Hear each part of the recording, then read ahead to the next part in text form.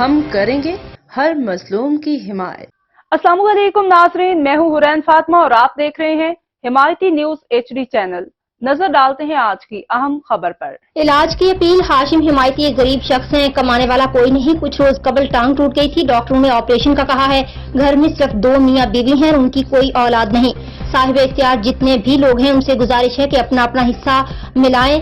हालांकि भस colony Asia की सबसे बड़ी मंडी है। अगर ये शख्स आपके हाथों से आपकी नजरों के नीचे फौत हो गया तो क़यामत के दिन क्या मुंह दिखाओगे। मुखय्यर हजरात से अपील है, हाशिम हिमायती का इलाज करवाएं।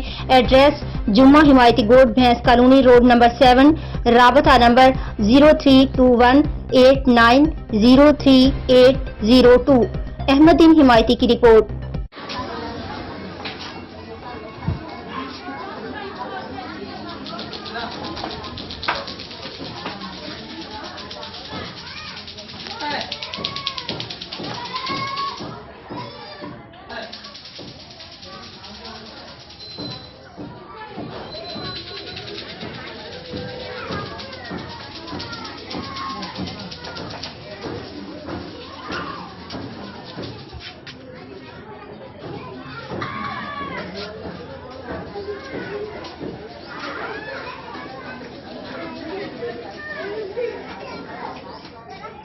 अब तक के लिए इतना ही। मज़ीद खबरों और अपडेट से बाखबर रहने के लिए देखते रहें हिमायती न्यूज HD चैनल।